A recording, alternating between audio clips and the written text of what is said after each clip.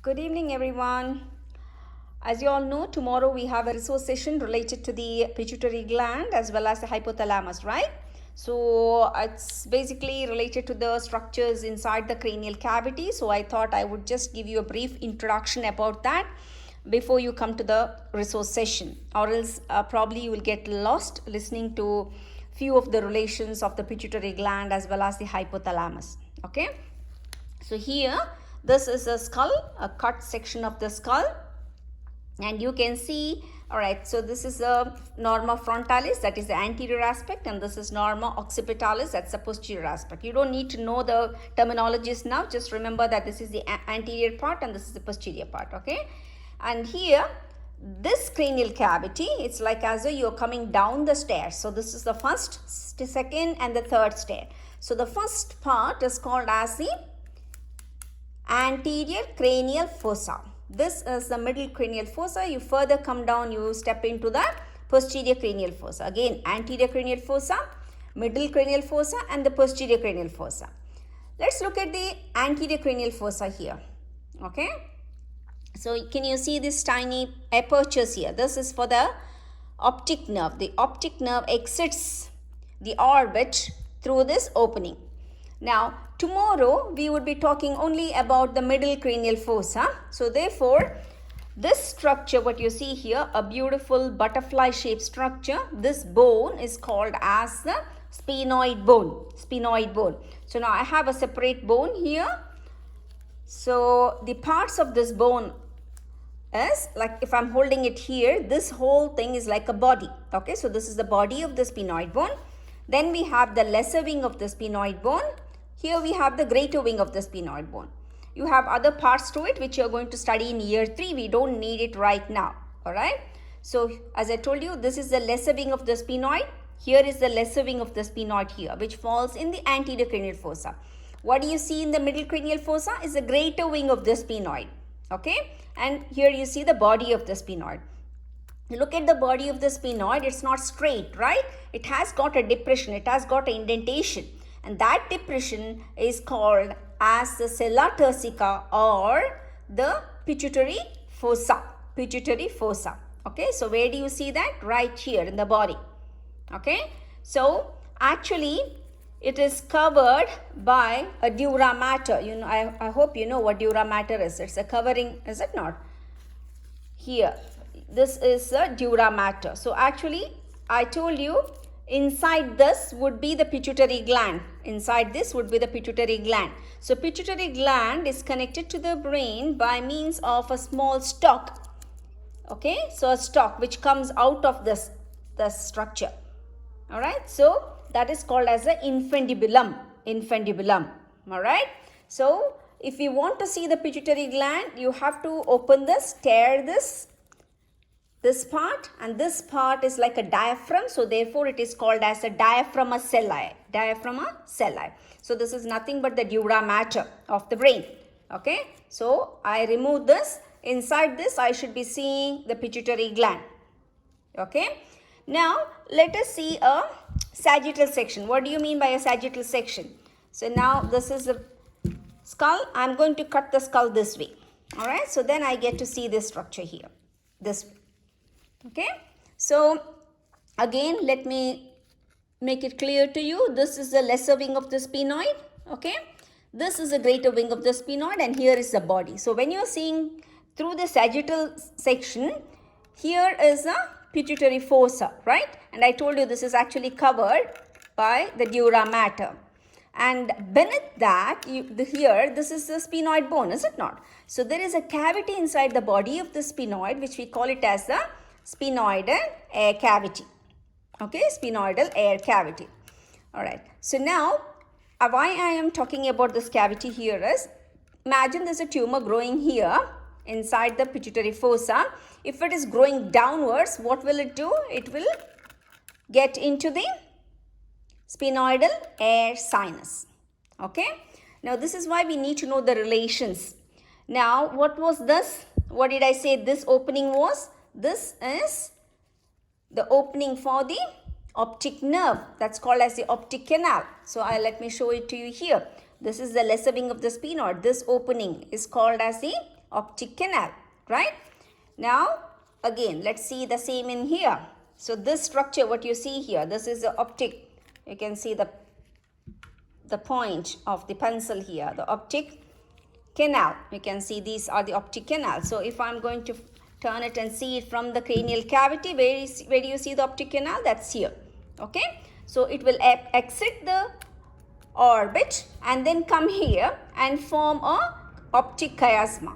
Here will be the optic chiasma. So this is why if the the tumor is progressing upwards superiorly, okay, not inferiorly, superiorly, anteriorly and superiorly, that means it is going to compress upon the optic nerves, optic chiasma, right? Yeah. Now on the sides here, this structure, you can see certain apertures, certain openings, right? So what are these apertures? So here, if I'm going to put this pencil here, where is it coming out from? It is coming out from the orbit, which means that the structures, the neurovascular structures which will enter and leave the orbit will pass through this fissure, and that is called as a superior orbital fissure. So they basically supply the muscles of the orbit. Okay. Then I'm not sure if you heard about the trigeminal nerve. You have heard about the trigeminal nerve, right? So trigeminal nerve has got three components to it. What are they? One is the mandibular nerve, then we have the maxillary, and then we have the ophthalmic nerve. Okay. How many? Three branches. What are they? We have the maxillary, we have the mandibular as well as the ophthalmic nerve, right? So this opening, this structure here, through this we have the mandibular nerve going out. Okay. Here this structure will let the passage of the maxillary nerve, and here we have the ophthalmic nerve going into the eye. Okay, so I will discuss this tomorrow. I'm just going to show you these structures. So this structure is called as the foramen ovale or ovale. Okay, so this is superior orbital fissure and this is foramen rotundum. So we have foramen rotundum, we have foramen ovale or ovale, and this one is a superior orbital fissure. Let's see the same here. So here, this is the foramen ovale. This is for the mandibular nerve. This is for the maxillary nerve. What is this opening called as? Foramen rotundum. And then here, this is superior orbital fissure for the ophthalmic nerve. And there are various other nerves also which passes through that. You just need to remember these ones. Okay. All right. So that's with the sphenoid bone and its relation. So what happens if the tumor is moving laterally? If it is moving laterally, which means that it is going to compress upon this nerve here, the the maxillary nerve. Okay, forget about the mandibular nerve because it is away, far away, is it not? If you are looking at this is the fossa here. The mandibular nerve is very far, but maxillary nerve and the nerves which are entering the superior orbital fissure. There are several other nerves which supply the muscles of the eye, which I will talk to you about it tomorrow. So they will also be involved. Okay. So what happens if the tumor progresses upwards? It's going to break the diaphragm ocelli, right? If it is going further upwards but anteriorly, it is going to compress upon the optic chiasma, right? If it is going to go down, it is going to break open this bone and then eventually get into the air sinus here, sphenoidal air sinus here. But if it is going to progress laterally, it is going to compress upon the structures, the neurovascular structures which are seen here. Not this. Okay, keep in mind it is not the structure. This is away from it. The mandibular nerve is away from it. Okay. Yeah. So now I will show you the same in here. Okay. So where is the pituitary gland? Here is the pituitary gland. This is the pituitary fossa. Here is the pituitary fossa. Okay. It is covered by what? This part is covered by a layer of dura mater that is called as a diaphragma celli, right? Only the stalk is seen coming out, piercing through that. Now, this is what I was talking about. If the tumor progresses downwards, this is the sphenoidal air sinus. Okay, sphenoidal air sinus. Okay, so tomorrow we have another topic to discuss, that would be about the hypothalamus. And again, since you are not sure about the structures of the brain, I thought I would just briefly tell you about the brain, the structures here, what we are going to discuss tomorrow. Okay, so before that I would like to tell you about a bit about the development of the brain. So this is the tube, neural tube. Inside is the cavity. Imagine there's a cavity inside like that. Okay, and while it grows, you can see the tube has got 3 swellings to it: forebrain, midbrain and the hindbrain. Okay, now in this would be the forebrain, this part would be the midbrain, this would be the hindbrain, and you can see the difference, right? The proportion of this to this. So which means that the forebrain has grown. You can see here in the next picture, you can see the forebrain outgrowing the midbrain and the hindbrain. Okay, so as it does so, what happens to the cavity? The cavity also will be gone into the 2 parts of it. So this will be the future cerebral hemispheres, right, and the left cerebral hemispheres, and these cavities would be the lateral ventricle. Okay, so lateral ventricle would be here, this would be the third ventricle. Okay, is that clear? And now this part of the tissue of the forebrain, which gets caught in here very close to the third ventricle, that will be the diencephalon, that is called as a diencephalon, so which we are going to discuss now. All right, so now here what we are seeing is a sagittal section, so which means that I'm going to split it like that. So if I'm going to split it that way, which means that I am passing through the cavity. All right, so again, this would be the midbrain, this part would be the hindbrain. Okay, now you see this cavity here. So here is the fourth ventricle. This is the fourth ventricle. You can see this part would be the fourth ventricle. This area, the expanded part here, this area, that is the third ventricle. So you see the third ventricle here. This would be the lateral ventricle. So lateral ventricle opens into the third ventricle. Okay, so lateral ventricle is this space here. So that will open into the third ventricle. Now, what is seen on either side of the third ventricle? Here, this bit of the tissue which is seen here, very close to the third ventricle here, that will be the thalamus. While the lower part here, that would be the hypothalamus. Okay, so which means that here in this picture, this is the thalamus, this is the thalamus, and the area here deep to this would be the hypothalamus. We have cut it through this, right? So imagine if this is a box. If this is a box, I am cutting through the box. So what will I see? I will see a cavity. So where will I look out for the tissue? Is on the sides of the boxes, on either side of the boxes. So above would be the thalamus, okay, while slightly lower down will be the hypothalamus.